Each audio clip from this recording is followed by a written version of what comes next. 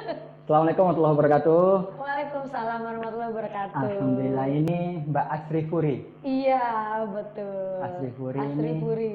nama lengkap atau nama panggung? Sebenarnya nama lengkapnya Asri Putri Ratna Furi. Cuman teman-teman seringnya ada yang manggil Asri, tapi seringnya juga ada yang manggil Furi. Jadi diambil belakangnya gitu. Asri Ratnasari. Asri Putri Ratna Furi. Panjang Asri ya? Putri Ratna Furi. Iya. Asri Putri Ratna Furi. Iya, jangan dihafalin loh ya.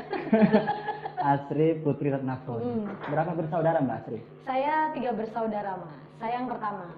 Tertua ini? Iya, nggak usah ngegas namanya tuh. Emang saya lebih tua ya dari adik saya. Asli mana Mbak Asri? Saya aslinya sih lahir di Surabaya. Cuman kalau untuk aslinya sendiri, papa saya orang Surabaya, mama saya orang Flores, Mas. Nggak kelihatan ya, saya nggak kelihatan Flores banget ya. Iya. Nggak kelihatan memang ya. Jawanya Jawa mana? Jawanya Surabaya nyel, Mas. Nyel ya. Surabaya nyel. Jadi kalau bahasa Jawa coba bisa ya, halus bisa, kasar bisa. Ya, insya Kadang Allah kalau bisa. kasar itu lebih mahal Mbak Asri. Kasar lebih. Bakso mah. Bakso kasar. bener. Iya. Ayu, Asiu Iya. ya kan? Iya. Loh, gampang ya lo gitu nanti ya. Iya, Mbak Asri, Mbak Oke. Asri. Ini Mbak Asri aktivitasnya sehari-hari apa ini? Bekerja, Mas, di Arafah Mina Travel. Arafah Mina, tapi ada lagi. Tapi ada lagi, Iya. tahu aja ya. Iya. Ada lagi sebenarnya. Saya itu memang side jobnya adalah anak band, Mas, sebenarnya. Vokalis lebih tepatnya. Selain vokal, bisa alat musik apa lagi? Kalau alat musik saya sih bisa, Mas. Cuman nggak saya seriusi. Jadi saya bisa main gitar, bisa main gitar bass, bisa main drum. Saya nggak bisa cuman main keyboard sama mainin hati orang, nggak bisa. Mbak Asri, Puri. Ya Allah. Iya. Saya Iya. nggak bisa, saya nggak ahli itu, Mas. Jadi mainin perasaan orang nggak Iya, ahli. nggak ahli banget. Tapi dimainin sering. Tahu aja. Ya Allah. Iya, begitulah. Ya, namanya kehidupan ya, Mas ya. Dinikmati aja. Nggak serius ini, pernah dimainin seseorang?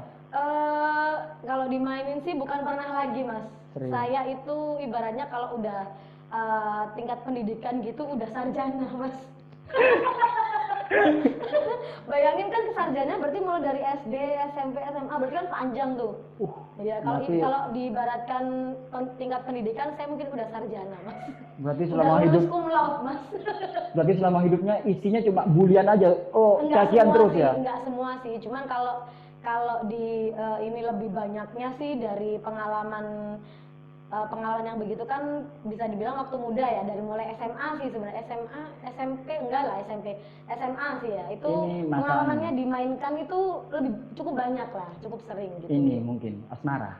Bisa jadi Persahabatan pernah. Persahabatan pernah tapi malah nggak sering gitu. Hanya 1-2 lah yang memanfaatkan karena saya mungkin nggak tegaan orangnya gitu. Sampai-sampai dibilang teman antara baik sama bodoh itu bedanya cuma Oh selai iya, benang. paham. Selai benang betul. betul. Ya begitu. Jadi Mbak Asri ini boleh tahu kelahiran tahun berapa? Aduh, kalau bahas kelahiran ini saya agak-agak gimana gitu ya, karena daripada sampean tanya, mending saya tunjukin KTP saya. Enggak bercanda ya. Enggak. Saya kelahiran 12 Februari 1990, Mas. 1990 berarti Iya. sekarang. Udah tua ya, 30 Sama loh. Oh, Kita seumuran sama. ya. Iya, sama. Februari bulan depan. Mau kado apa ini, aduh ya Allah. Berhubung kamu sudah tanya saya kapan ulang tahun, berarti saya harus minta kado karena kamu sudah Makanya tahu. bulan depan Begitulah. 12 Iya. Februari 90. Mbak Asri ini vokalis ya kan? Iya, betul, Mas. Coba nyanyi. Aduh, Aku pengen saya dengar agak- suara ini ya. Sekarang kan lagi ini trending Indonesian Idol itu loh. Indonesian Idol itu. Yang ini Jenima. Jenima. Ayo Saya coba. coba. Iya, coba. Tapi mohon maaf ya kalau suaranya agak-agak cempreng, becek, serak-serak, becek gitu ya. Becek. Gitu Coba ya. Jenima. Itu pas part refnya aja ya. Iya betul. Dan izinkan aku memeluk dirimu sekali ini saja.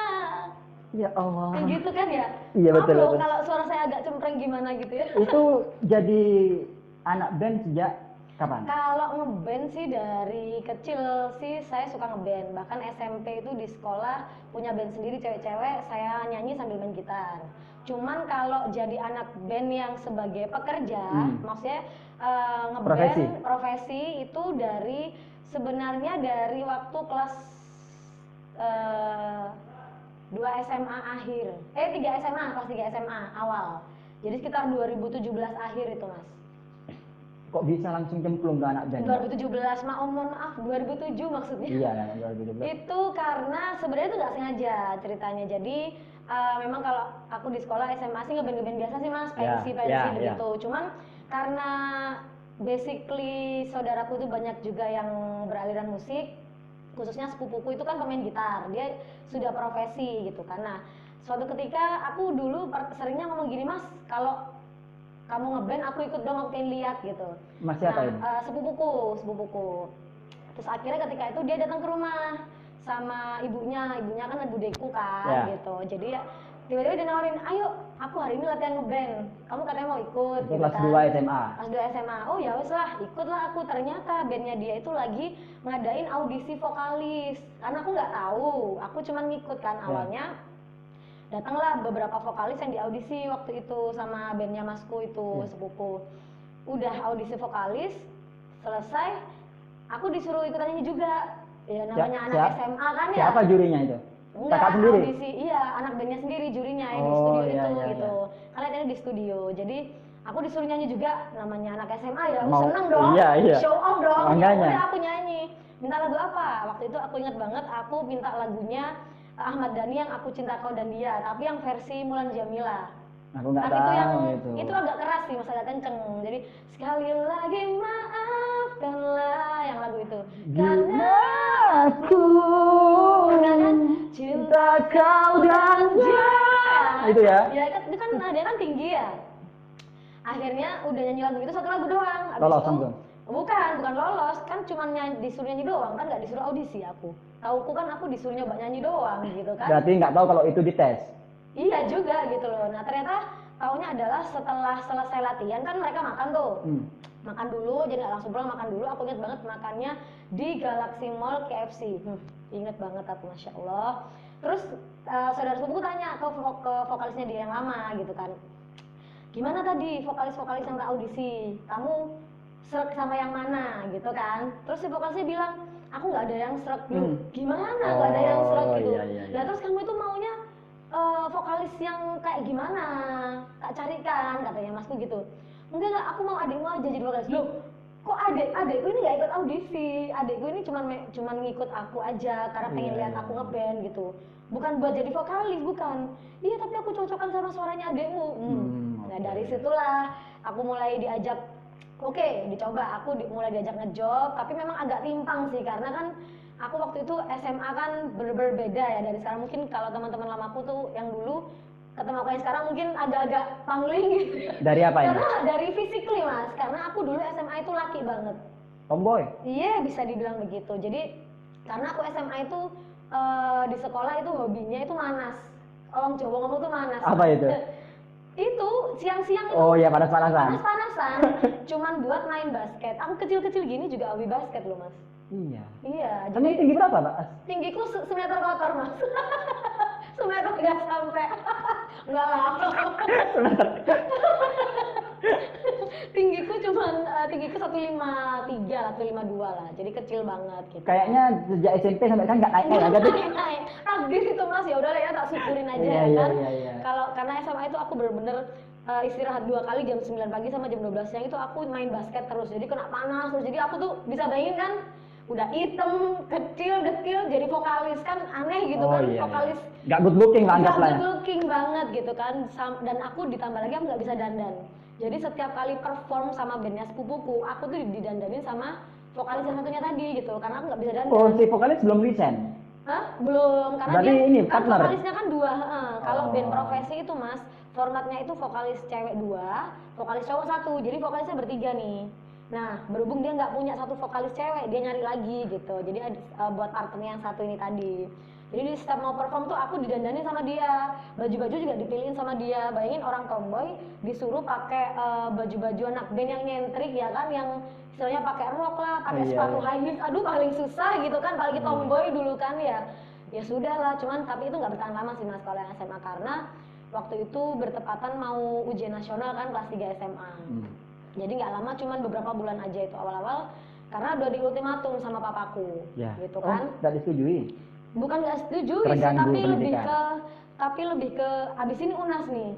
Kamu mau pilih ngeband apa ujian nasionalmu berantakan atau berhenti ngeband tapi fokus ujian nasional, karena waktu itu ujian nasionalku itu zamanku itu mas, itu zaman percobaan terus. Artinya dulu sebelumnya kan ujian nasional 3 mata pelajaran. Setiap zamanku itu selalu berubah jadi 6 mata pelajaran. Berhubung aku dulu SMA itu ambil jurusan IPA, jadi UNASnya agak susah mas ya. Tambah banyak ya mata pelajarannya? Tambah banyak, berhubungan dengan biologi, fisika dan kimia. Ini dua mata pelajaran yang horor mas. Harus dijauhi ya? Harusnya dijauhi, tapi itu aku UNAS harus ketemu mereka mas. Iya. Jadi mau nggak mau aku harus mengorbankan salah satu, ya udah aku korbanin ngeband. Aku lebih fokus untuk ujian nasional. Di situ kuliah vakum selama 2 tahun sih aku kuliah. Nggak nyanyi?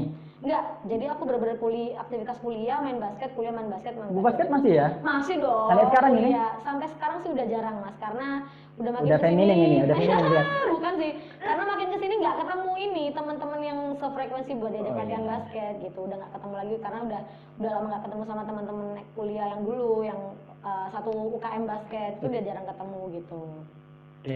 Udah 2 tahun masa kuliah terus habis gimana? Itu barulah terjun lagi ke dunia singer lagi itu 2011. Semester 4? Enggak, aku kuliahku itu bisa dibilang, hidupku itu bisa dibilang nggak semulus paha ayam KFC mas ya. Tapi gerong jalan gitu kan ya. Karena di masa-masa itu aku kuliah aktif cuman 3 semester awal doang, karena di semester 3 itu kebetulan papaku meninggal di 2010 itu aku semester 3.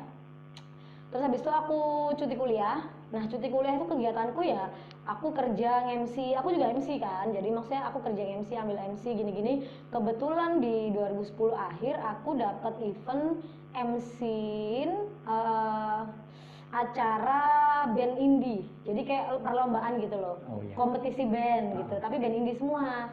Nah dari situ aku kayak mencari peluang gitu loh mas. Aku lihat dari semua band indie ini mana ini kayaknya pasti ada nih, dari cara dia pakai kostum itu kayak kelihatan anak band cafe gitu loh. Kan pasti beda kan cara berpakaiannya, cara kostumannya itu pasti beda. Nah dari semua band-band yang ada itu aku nemu salah satu band itu orangnya keren-keren mas, ganteng-ganteng. Kalau zaman dulu itu masih, kalau tahu band J-Rocks, dandanannya itu model-model kayak gitu, cara pakai baju, cara pakai sepatunya itu boots yang panjang gitu kan, cowok-cowok kan keren kan, beda sendiri sama band-band lain, dan orang juga ganteng-ganteng gitu. Nah itu aku emang nggak tahu malu sih mas orang ini dulu. Jadi aku langsung nanyain, mas ini bandnya band indie doang atau juga main di kafe? Aku nanya gitu. Main band di kafe sih. Kenapa mbak? Mas barangkali ada yang cari vokalis ya, aku mau, aku bilang gitu. Lombanya bisanya juga, oh iya mas. Padahal aku nggak pernah, maksudnya udah lama nggak nyanyi kafe kan, nggak punya pengalaman. Akhirnya dari situ tukeran kontak, dari situ aku perjalananku dari ikut band baru, awal-awal ikut band baru, terus makin lama nomorku itu nyebar ke anak-anak band banyak gitu loh. Karena sistemnya kalau di anak band itu ya, setiap nomornya vokalis baru, misalnya anak baru lah yang terjun di dunia profesi itu pasti langsung nyebar. Karena dulu itu susah banget cari vokalis cewek mas gitu. Jadi memang nyebar, apalagi yang kualitasnya itu yang lumayan, suaranya ya, bukan good lookingnya ya, suaranya yang lumayan oke gitu, stage act-nya juga lumayan oke. Cuman memang awal-awal 2011 ya aku masih kebawa pembawaan yang dulu yang tomboy, karena kuliah aku kuliah aja nggak pernah dandan, pakai bedak aja gitu. Jadi awal-awal aku ngeband tuh malah belajar dandan sendiri tuh malah jadinya kayak banci mas. Karena aku dulu kan hitam, terus kalau pakai bedak itu nggak tahu harus, kalau misalkan kita, kalau sekarang kan pengetahuan kan banyak, kalau kita hitam harus pakai bedak yang kayak gimana warnanya biar apa menyatu sama kulit. Dulu nggak ngerti mas, pokoknya asal pakai bedak, asal pakai pemerah pipi, jadi kayak ini putih, ini pink, lipstick merah aja kayak banci, bisa bayangin lah. Kayak lenong bocah dulu. Iya. Jadi gitu. 2011. Jadi perjalanan dari 2011 lah. Itu karena aku istilahnya cuti kuliah. Akhirnya cuti kuliah gara-gara Akhirnya cuti profesi kuliah itu. Karena bukan karena profesi itu sih, tapi lebih tepatnya karena aku harus ngalah. Maksudnya bukan ngalah sih. Aku harus kerja ya buat mamaku, adikku 2 waktu itu masih sekolah semua gitu kan. Jadi aku kerja MC gini-gini, mamaku kerja sebenarnya. Cuman di tahun 2010 setelah papaku meninggal itu mamaku sering sakit gitu kan. Sering sakit 2010 akhirnya mamaku itu pas sakit opname, masuk rumah sakit kan, opname itu di 2011 awal sih, 2011 awal mamaku opname-nya itu 10 hari mas, tapi kan nggak bisa, kalau pulang kan nggak bisa langsung masuk kerja, tapi kan harus istirahat dulu dan segala macem. Akhirnya aku suruh istirahat dulu, jadi dalam sebulan itu dia 3 minggu lebih lah istilahnya nggak masuk kerja gitu loh. Ketika dia masuk kerja kok tiba-tiba itu sama atasannya itu nggak dibayar ternyata selama dia masuk gitu, jadi nggak ada toleransi untuk dia sakit. Dia cuma dibayar hari dia kerja yang terakhir itu, jadi beberapa hari doang. Dari situ dong aku kayak pas mamaku pasti kan pulang kan cerita, mama gajinya cuma segini, ternyata yang kemarin tuh dipotong gini. Ya aku emosi dong, aku langsung kayak ya sudah mama nggak usah kerja, berhenti kerja aja gitu kan, aku gitu kata mamaku. Terus kalau mama kerja kita pasokannya dari mana, sedangkan kan kamu sendiri kerjamu kan cuma MC sama nyanyi, kadang-kadang nyanyi itu pun cuma berapa masukannya, nggak banyak gitu. Dan kan pasti juga nggak ya pasti gitu kan. Ya aku cuma bilang ya udah aku aja yang ambil alih, maksudnya aku yang ambil alih untuk semua kebutuhan rumah cukup ta, sedangkan kamu penghasilan ya bismillah. Jadi model nekat mas saya. Akhirnya sejak aku bilang gitu kok ya alhamdulillah itu aku dapat job MC. Event reguler itu setiap bulan ada mas, jadi eventnya itu setiap bulan sekali, event jalannya itu 2 minggu itu MC. Dan waktu itu kalau dikumpul-kumpulin nih gajinya tuh lumayan, sebulan itu aku gajian MC doang itu bisa 3 juta lebih Tahun 2011. tahun itu 2011. 3 juta udah besar dah ya. Udah besar, maksudnya 3 juta tuh dalam sebulan aku cuma MC 2 minggu, cuma MC 10 hari tapi aku dapat segitu. Itu masih kuliah? Oh enggak, sudah berhenti. Itu masih berhenti, tapi akhirnya aku memutuskan untuk kembali kuliah lagi setelah 1 tahun aku cuti. Aku nyoba kuliah lagi 1 semester, ternyata uangnya nggak cukup. Harus dibagi sama bayar kuliah, kebutuhan rumah, adik sekolahnya juga. Lanjut nggak kerja? Nggak kerja sampai sekarang. Okay. Alhamdulillah sampai sekarang. Jadi karena itu aku nggak cukup, jadi aku harus mengambil keputusan bahwa memang harus ada yang mengalah. Iya. Jadinya ya aku yang mengalah, aku nggak kuliah lagi. Akhirnya aku fokus cari uangnya ya buat kebutuhan rumah, buat bayar SPP adikku 2 kan, yang satu sekolah, yang satu masih balita kalau nggak salah waktu itu, masih 5 tahun 6 tahun lah gitu kan, nggak seberapa banyak, yang banyak kan yang adikku SMP ini gitu waktu itu. Jadi memang akhirnya ya aku nggak kuliah lama. Ya aku kerjaku setelah itu ya cuman nyanyi doang gitu. Cuman kan memang aku dulu posisi belum berhijab ya kan, dan penyanyi kafe. Tapi memang karena nyanyi lama itu sebenarnya mamaku udah sering wanti-wanti, maksudnya gini, mau sampai kapan jadi penyanyi terus gitu kan, nggak pengen cari kerja tetap dan segala macam gini.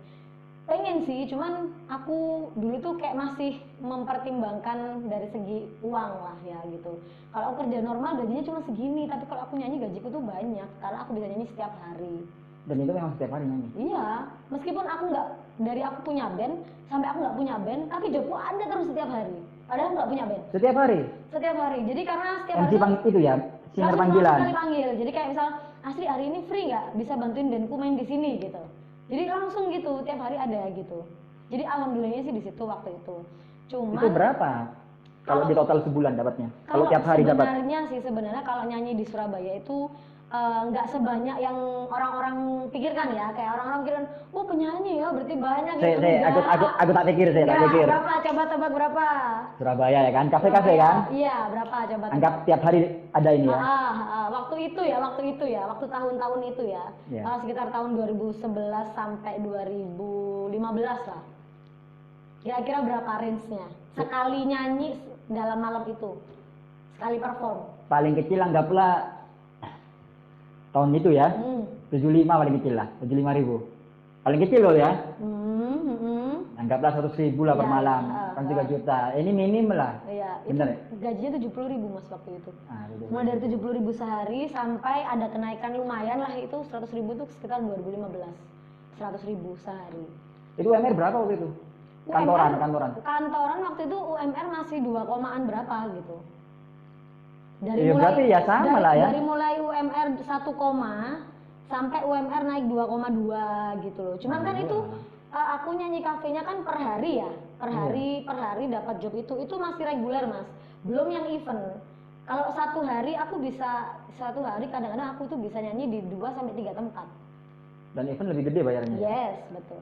That's why waktu itu aku di zona nyaman sih. Nyaman sekali ya. Nyaman sekali. Apalagi nyanyi memang hobi, passion ya kan. Nyanyi udah hobi, dia anggapnya hobi yang dibayar. Hobi yang dibayar itu memang Betul. sesuatu yang harusnya nggak bisa ditinggalkan. Nah, iya nggak bisa Mas, sampai sekarang makanya. Cuman sekarang udah beda. Sekarang nyanyinya lebih ke restoran keluarga sama di wedding event tapi yang boleh berhijab. Dulu karena nggak berhijab, Ya, tuh kafe itu malam, semua bisa, klub malam itu ya. Ini Iya. sempat nyanyi apa aja waktu yang belum berhijab?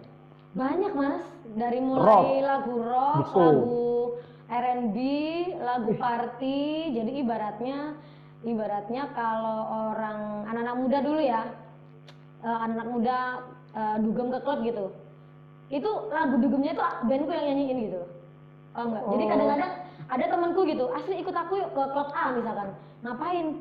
Dugem. Ya ampun, sekarang coba pikir deh ya, orang dugem lagunya aku yang nyanyiin tiap hari, terus aku baca dugem, kayak gimana ya? Kayak nggak mungkin gitu, aku bosen gitu. Iya. Sedangkan aku passionku cuma nyanyi, jadi bukan passion untuk yang bener-bener yang dugem seneng-seneng. No, aku passionku cuma di nyanyi. Setelah nyanyi, kalaupun break nyanyi, break sesi di waktu perform itu pun aku seringnya cuma di backstage. Kalau nggak gitu keluar karena berisik. Aku nggak suka sebenarnya berisik. Gitu. Tapi dari segi pergaulan bagaimana Mbak Asri?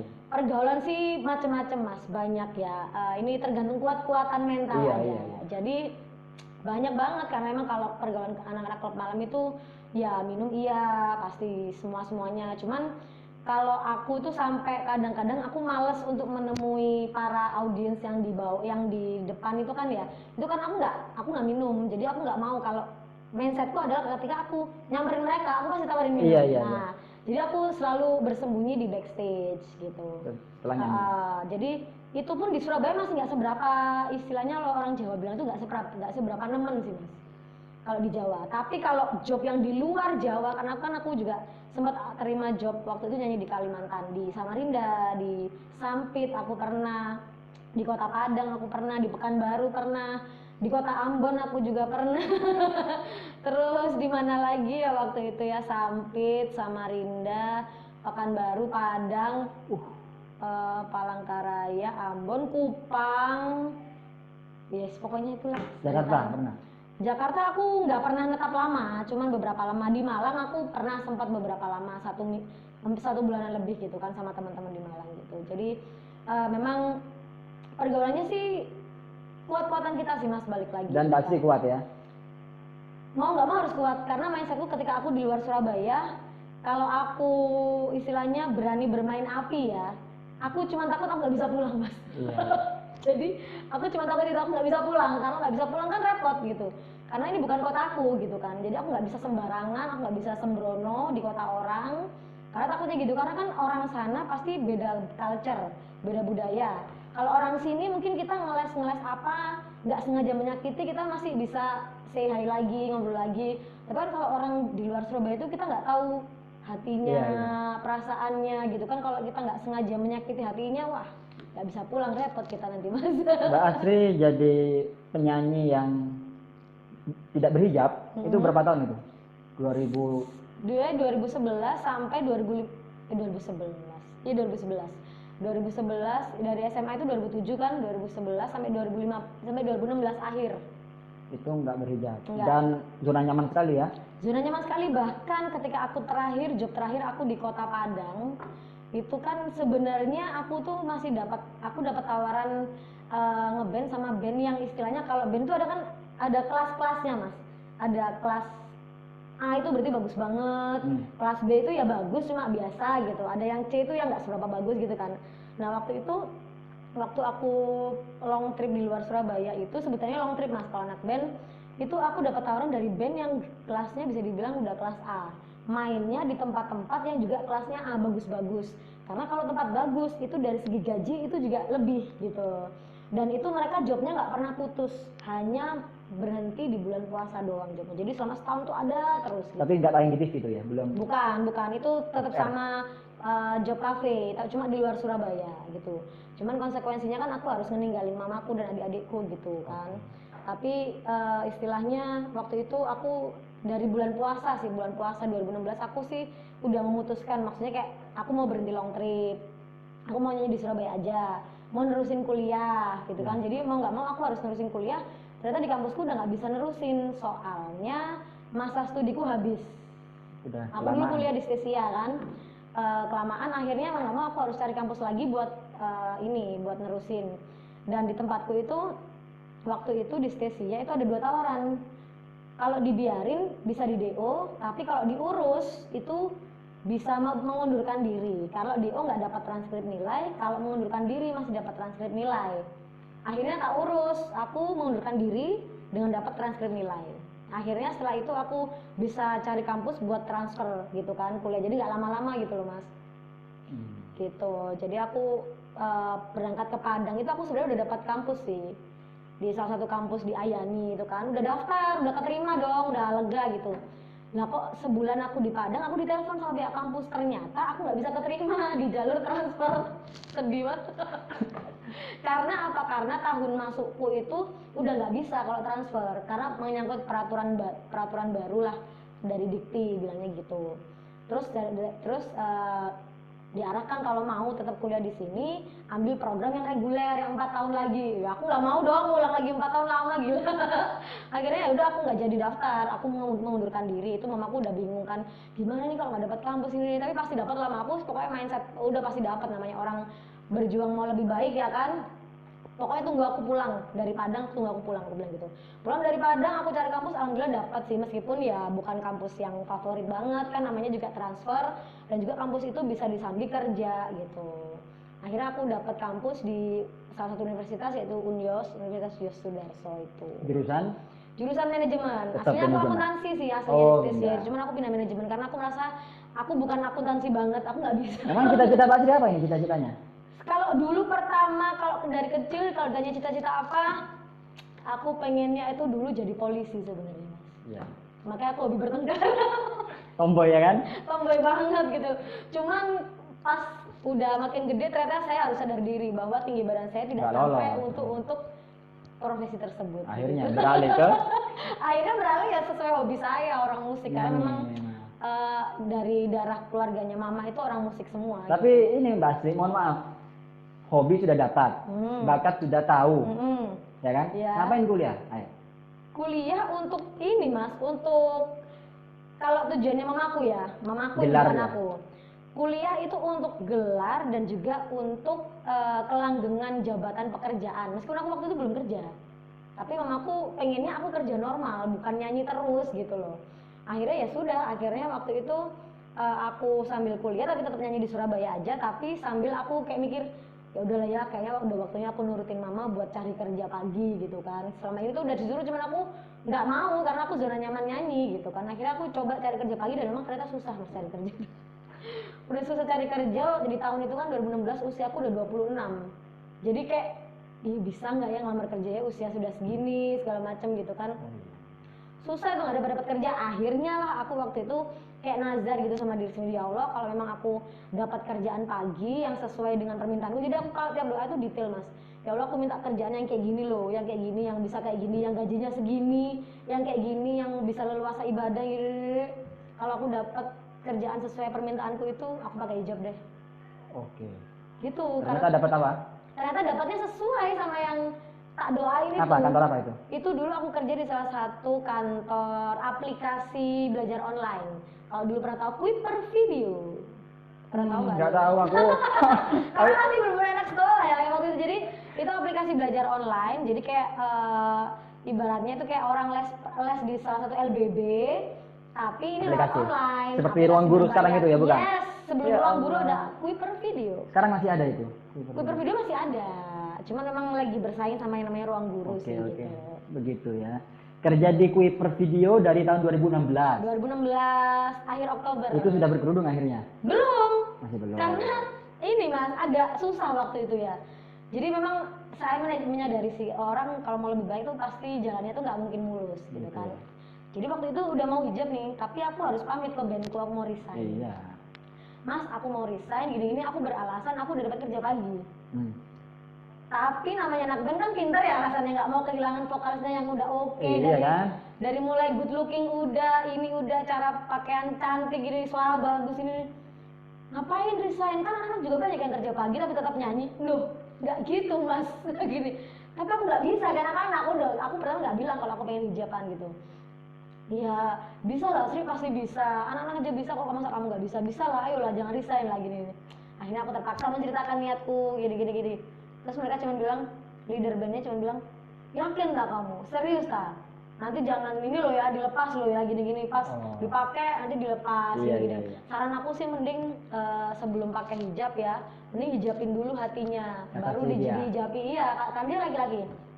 Karena aku sudah belajar, jadi ketika aku long trip di Pekanbaru itu Mas khususnya, aku tuh kayak udah tergerak ya, wah aku kayak pengen hijaban deh, jadi aku sudah mulai baca-baca buku kayak dulu itu ada bukunya Aldila Dharma, itu judulnya Berani Berhijrah. Pokoknya buku-buku tentang hijrah itu aku udah baca Mas, terus alasan-alasan kenapa harus berhijab itu apa, ini. Jadi aku sudah lebih paham, akhirnya aku menjelaskan lah, aku bilang, oh iya Mas, aku dulu juga mikir gitu, hijabin dulu hatinya, baru badannya dihijabi. Tapi ternyata pas aku belajar itu salah Mas, aku bilang gitu.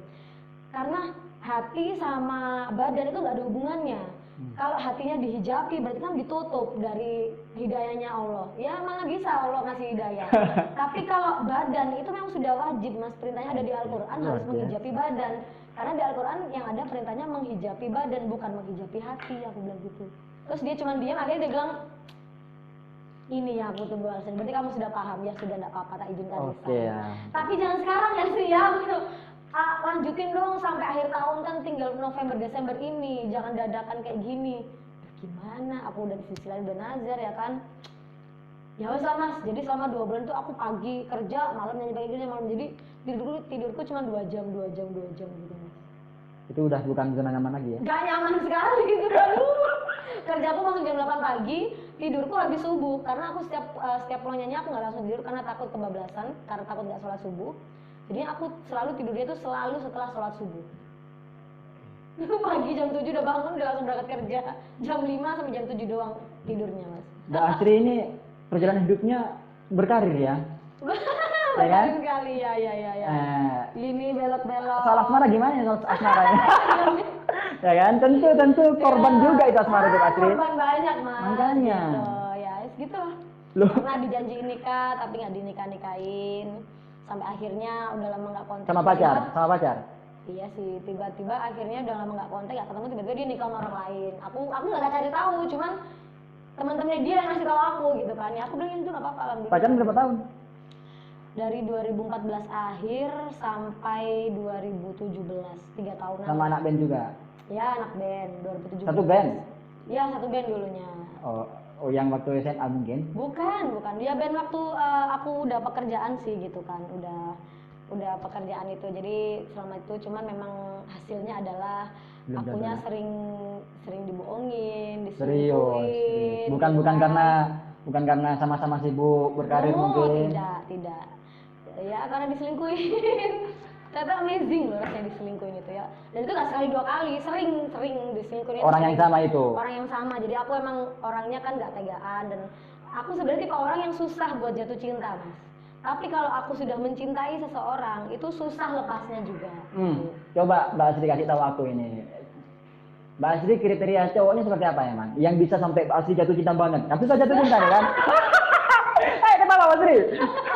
Sebenarnya sih gak ada kriteria Mas. Karena jujur ya kalau dibilang itu yang cowokku waktu itu, kalau dibilang semua teman-teman band itu nggak banget gitu. Nggak banget ya? Nggak banget, ganteng juga enggak gitu ya, ganteng enggak, kaya enggak, cuman memang dia itu karena dia lebih tua dari aku. Cuma itu doang? Dia tuh ngomong Mas, dia tuh ngomong orangnya. Jadi kayak aku tuh orangnya memang kan mungkin bisa juga agak galak ya, terus juga aku kritis orangnya. Ya. Jadi aku tuh butuh partner yang kayak bisa diajak berpikir, berdiskusi gitu. Jadi ketika aku nggak tahu ya, kalau bisa dia harus tahu banyak daripada aku gitu loh. Dan dia seperti itu gitu loh. Berarti Mbak Asri ingin yang lebih bisa Betul. dari segi pengetahuan ya. Betul. Terus juga sebenarnya aku pengen juga lebih soleh. Maksudnya bukan lebih soleh, harus soleh banget kayak seorang ustadz juga enggak. Karena aku sadar diri dong, aku seperti apa gitu kan. Jadi aku ya seenggaknya itu dia tahu gitu kewajibannya sama Tuhannya. Gitu. Sehingga dia bisa membimbing aku itu untuk lebih baik lagi dari dalam segi spiritual gitu. Terus juga yang penting dia itu setia mas. Jadi mau dia nggak ganteng, mau nggak kaya gitu kan. Kalau asal dia tahu kewajibannya sama Tuhannya dan asal dia setia, aku mah oke-oke aja. Karena menurutku uang itu bisa dicari dan bisa diusahakan bersama. Asalkan kita dekat sama yang punya uang. Ya Allah. Begitu kan? Luar biasa ya. Jadi aku nggak neko-neko sih, cuman kalau dibilang realistisnya aja, ya siapa sih perempuan yang nggak pengen laki-laki sukses ya kan, laki-laki yang punya banyak uang, siapa sih nggak pengen? Aku juga pengen dong. Yeah. Ditambah lagi karena perjalanan hidupku seperti ini, aku harus menanggung adik-adikku, sekolah adik-adikku sampai sekarang gitu kan. Menanggung mamaku, aku pasti butuh laki-laki yang juga seenggaknya itu bisa ngebantu aku kan dalam hal segi ekonomi. Cuman aku mikirnya adalah kalau aku hanya berfokus di segi ekonomi, aku akan menerima siapapun yang kaya tapi dia sama Tuhannya lalai, nggak setia, itu malah kayaknya sakitnya itu malah lebih daripada sakit nggak punya uang gitu. Bener gak sih? Kalau nggak punya uang kan ya udah ikhlasin aja sambil doa, nanti besok pasti ada rezeki lagi. Tapi kalau udah berurusan sama orang nggak setia, sama Tuhannya lalai, begini, wah itu doanya tuh harus khusyuk, kira-kira tahunan itu agak susah mas. Jadi memang ini Mbak Asri, memang untuk mengetahui setianya seseorang itu dari ibadahnya Mbak Asri. Ke Tuhannya saja tidak setia. Nah, sepakat nggak? Sepakat. Gini ya. Betul. Nah, pertanyaannya gimana? Tapi itu memang biasanya bisa dinilai seperti itu. Ya. Cuman ada beberapa orang yang kelihatannya ibadahnya bagus, tapi ternyata juga kok kelakuannya berbanding terbalik. Nah, itu kira-kira kenapa Mbak Asri? Itu kalau berdasarkan ceramah-ceramah yang aku dengerin sih ya, itu katanya itu ya karena berarti ada sesuatu yang salah dalam sholatnya begitu. Dari mulai mungkin niatnya yang udah salah gitu kan. Niatnya sholat itu apa? Kalau niatnya sholat hanya sekedar pamer misalnya. Bukan hanya sekedar untuk penggugur kewajiban ya. Tapi aku sholat gitu. Itu mungkin ya itu juga sih salah satu sebabnya kenapa kadang-kadang kelakuannya itu berbalik sama itunya sih itu. Untuk sekarang Mbak Sri ini kosong atau sudah ada? Ini pertanyaan yang sangat sulit. Sebenarnya sih saya udah mau nikah mas. Udah mau nikah, udah persiapan semua sudah selesai, dari mulai surat-surat dari RT RW semuanya udah siap, suratnya udah siap, udah tinggal masuk ke KUA, udah tinggal akad, undangan juga siap cetak, karena sebenarnya udah mau dicetak, cuman karena pandemi kemarin, tahun kemarin itu pandemi jadi harus diundur dulu. Untungnya undangannya belum dicetak, cuman udah siap cetak gitu. Oke, berarti tinggal ngubah tanggal berarti ya? Tinggal ngubah tanggal. Sebenarnya yang udah didesain tuh tanggalnya udah ada, harusnya 4 Juni tahun kemarin. Ya Allah. Karena pandemi jadi kan harus diundur dulu. Diundur dulu karena calonku adalah jauh, bukan di sini tapi dia di Kalimantan, di Sampit. Gitu, akhirnya udah karena pandemi diundur, tapi belum tentukan tanggal lagi sih emang. Cuma udah DP beberapa vendor sih mas gitu. Oke, siap. Tapi kok ketika itu kan 4 Juni ya, tapi pas akhir bulan Agustus tiba-tiba dibatalkan sepihak. Seru ya? Seru banget rasanya. Gara-gara dia nggak sabar? Bukan, dia beralasan, aku nggak tahu itu alasan sebenarnya atau enggak ya. Dia beralasan dia punya hutang yang sangat banyak di bank sampai puluhan juta begitulah ya. Jadi sehingga uang tabungan dia buat nikah masuk ke sana buat bayar hutang, terus gajinya dia kerja juga harus buat bayar hutang juga, jadi nggak ada saldo sedikit pun yang kalaupun diterusin nikah dia nggak bisa ngasih aku nafkah per bulannya. Satu, yang kedua kalaupun diterusin nikah dia nggak bisa pindah sini karena perjanjian awal dia mau untuk pindah sini, kembali ke sini dan cari kerja di sini. Nah sedangkan kondisinya itu dia nggak boleh resign sebelum hutang itu lunas, dan hutang itu baru bisa lunas itu sekitar 3-4 tahun lagi. Berarti sekarang kosong ya ceritanya. Iya. Ya Allah. Aduh. Aduh, masya Allah sekali. Padahal orang itu dari segi kriteria masuk lah atau Dari segi kriteria sebenarnya ada beberapa yang nggak masuk sih, cuman Belajar aku bareng lah melihatnya ya? dia setidaknya dia setia sama Tuhannya dan dia setia sama aku. Oke. Setidaknya setauku begitu. Cuman nggak tahu lagi ya di belakang aku kan yang tahu Kalimantan, cuma kan? yang tahu kan cuma Allah Subhanahu wa taala. Allah, astaga. Itu mau Begitu. menangis tapi malu ini ya kan. Ada baik sama selalu menangis. Iya. Tet tet tet tet. Indosiar. Kan itu judulnya kan ku menangis. Betul, betul. Ya, itu. Ah ini Mbak Sri. Adik yang kedua laki perempuan? Adikku yang kedua perempuan, cuman Perempuan. dia sudah nikah duluan. Seru ya? Ya ampun. Anaknya sudah 2. Ya Allah. Ya gitulah, seru pokoknya Itu gitu. ya. Berarti di rumah mama kumpul sama Mama sama adikku yang paling terakhir. Sama cowok. Mbak Sri juga? Adikku cowok sekarang baru SMA? masuk kelas 1 SMA. Iya. Gitu. Berarti beban tetap di Mbak Sri ya? Yes, adikku kemarin pendaftaran. Jadi tahun kemarin kan baru daftar masuk SMA. Jadi yang tadinya uang tabungan buat biaya pernikahanku, akhirnya aku harus ngalah dulu buat biaya pendaftaran sekolah adikku SMA yang harus dibayar lunas di awal. Adik yang perempuan ikut suami, Ikut suami. tapi masih bisa bantu-bantu. Ya kadang-kadang sih, cuman kan nggak banyak karena dia juga kebutuhannya banyak. Oke. Anaknya 2 masih balita semua gitu. Jadi Nikah kebutuhannya usia lebih berapa? banyak. Nikah usia berapa adik? Dua nikah muda adikku. Berarti ini keluarga Mbak Asri ini nggak mengenal adat yang melangkahi kakak itu. Iya, Kan ada kalau kan, ada sudah- yang iya, seperti itu kan? ada. Cuman memang kalau sudah ketemu jodohnya ya mau diapakan Makanya lagi. itu ya Allah. Mbak Asri ini jodohnya orang mana kira-kira? Kira-kira ada yang tahu orang mana? Tapi Mbak Asri Bisa komen ini di bawah ini. kira-kira Mbak Asri nggak pilih-pilih wilayah lah ya, nggak pilih-pilih. Kalimantan mau kok. Sebenarnya nggak pilih wilayah itu nggak mas, cuman kalau bisa aku masih bisa menjangkau mamaku misalkan karena kan aku tahu iya. ilmunya bahwa istri harus ikut suami kemanapun betul, ya kan. betul. Cuman seenggaknya itu kalau bisa sih aku berharapnya itu masih bisa di Surabaya ataupun kalau nggak bisa di Surabaya seenggaknya masih di sekitar misal Sidoarjo atau Gresik atau Malang lah. Tapi tetap istilahnya. bersedia ikut suami. Iya tetap. Setidaknya kan kalau masih di Jawa khususnya Jawa Timur, kalaupun nanti misalkan ya nauzubillah misalnya ya nggak minta kalau misalkan ada apa-apa sama mamaku, aku bisa gercep gitu loh mas, nggak nunggu beli tiket dulu, terbang dulu. Oke. Tiketnya kan kalau Kalimantan kesini kan mahal mas tiketnya, gitu kan. Tapi kalau satu Jawa misalkan Sidoarjo kan tinggal gitu nyampe Surabaya. Gitu. Tapi ini kan hanya semacam rencana ya kan? Rencana betul. Tapi kalau pihak suami juga memesan. Nah, ayo. Memesan gimana Coba, ini? coba. Sekarang Mbak Asri, Memesan gimana ini? bayangkan dulu ya. Ya, Bayangkan. saya bayangkan. Mbak Asri ini sudah menikah. Mm-mm. Oke ya, sudah ada suami ini. Mm-mm. Ini hanya bayangan aja ya, Betul, bayangan ya. betul. Coba. Aku pengen tahu kritisnya Mbak Asri ya kan? Ini pasti kritis sudah. Aku pengen tahu coba. Baik. Mbak Asri punya suami sekarang. Mm. Orang tua butuh Mbak Asri, butuh ya. Hmm. Biasa secara umum butuh. Mulai untuk aku butuh. Mm. Nah, si suami mau izin, Mas aku mau pulang. Aku mau kerjaan. Mungkin aku sih. Kapan? 2 hari. Wes dibayangkan? Mm. Ayo, apa yang akan Mbak Asri lakukan saat itu?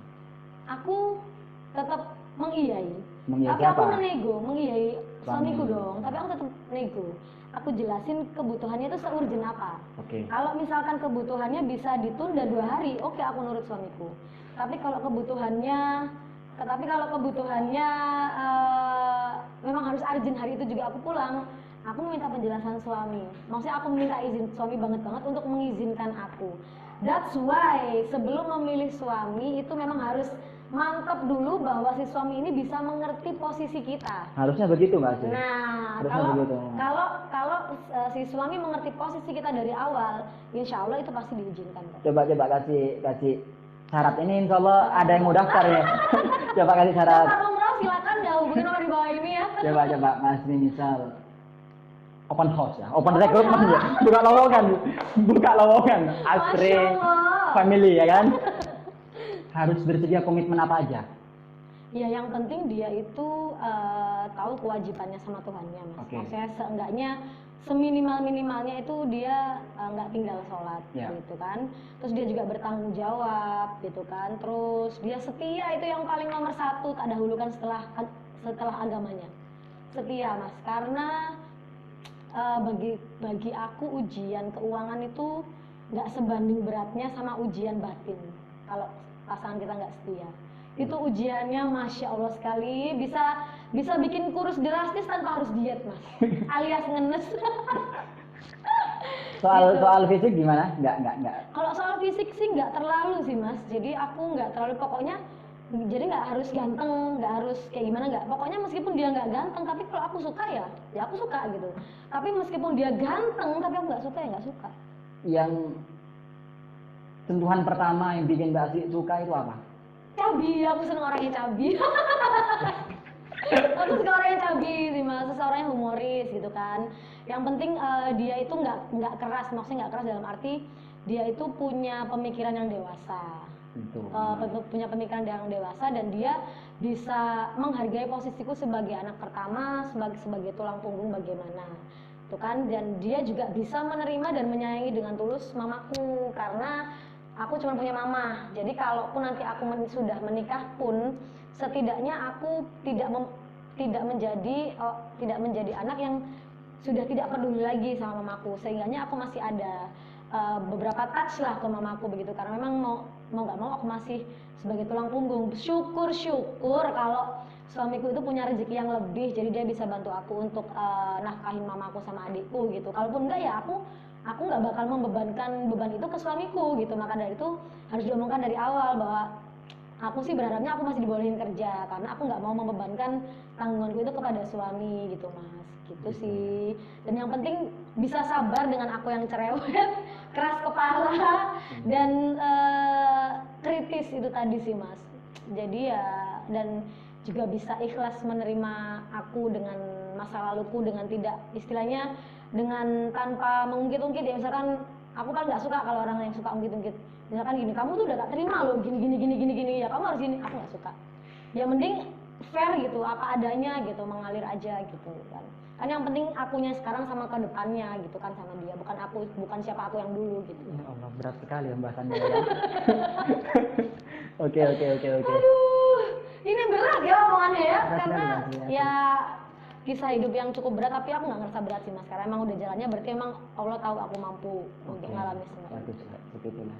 Jika berkeyakinan seperti itu, maka tidak ada masalah yang berat, Asri. Betul sekali. Betul ya? Betul sekali. Jangan katakan kepada Allah bahwa aku punya masalah besar. Betul. Tapi katakan pada masalah bahwa kita punya Allah yang maha besar. Ah, itu dia. Pinter ternyata ini. Wes lah. Dari dulu pinter. Makanya, wes. Cuma nggak pinternya karena hatinya terlalu baik, sama bodoh itu beda tipis tuh. Jadi seringnya dibohongin lagi, nggak tegaan itu. Nah, karena memang akal dan perasaan itu nggak bisa jadi satu gitu kan. Cuman aku percaya sih mas, ketika kita mengalami suatu masalah, suatu ujian itu sebenarnya ada hikmahnya. Cuman seringnya kita nggak bisa ngambil hikmahnya saat itu juga. Kita nggak berpikir hikmahnya saat itu, karena pada kenyataannya hikmahnya itu datangnya memang belakangan sih. Iya. Ketika hikmah itu datang kita baru sadar gitu. Contohnya adalah memang setelah aku gagal nikah, aku ternyata nggak sengaja aku dipertemukan lagi dengan mantanku yang tukang selingkuh itu. Dengan dia berjanji berubah dan segala macam. Katanya udah nikah. Tapi sudah cerai. Iya gitu. Ditemukan lagi sama dia gitu aku. Aku mencoba memberi dia kesempatan dan ternyata bodoh ternyata ya. Bodoh ya kan? Tapi kan bodoh memang, antara bodoh sama terlalu baik itu beda tipisnya setipis benang loh mas, ya Allah. Akhirnya disakiti lagi? Akhirnya disakitin lagi, tapi nggak apa-apa, aku bisa ambil hikmah. Maksudnya gini, ketika kemarin aku disakitin lagi, yang aku bisa kan cuman ngadu ke Tuhanku. Aku nggak nyumpahin dia jelek-jelek, aku cuma ngadu, ya Allah sakit loh rasanya itu, cuma gitu doang gitu kan. Ternyata kok alhamdulillahnya, ya aku bukan bermaksud sombong ya mas, cuman aku pengen cerita hikmahnya aja sih. Jadi ternyata di luar rasa sakit yang tak rasain waktu itu, aku dikasih Allah rezeki dari jalan lain. Salah satu contohnya adalah ketika aku kemarin ngerasain sakit itu, aku tiba-tiba di WA manajer kita jam 12 malam bahwa memang aku besok diharuskan masuk, padahal bukan jadwalku masuk kerja. Diharuskan masuk ke kantor karena Pak Heri mau ngobrol langsung sama kamu. Kenapa mbak aku dipecat ya? Aku udah takut aja dipecat dong gitu kan. Ternyata enggak, ngapain, pokoknya bisa datang aja gitu kan. Ternyata datang ke kantor menghadap pimpinan langsung, ternyata aku dikasih tahu bahwa memang aku diangkat, aku naik kelas ya kan. Itu kayak sebuah Berarti yang ketemu mantan ini barusan ini? barusan kan setelah aku gagal nikah kemarin mas. Jadi Iya. 3 bulan lalu lah sebelum tahun baru gitu loh. Oke. Gitu. Jadi aku ngerasain hikmahnya adalah oke, aku dikasih sakit tapi aku di sisi lain aku diangkat sama Allah dari segi karirku gitu. Dan mungkin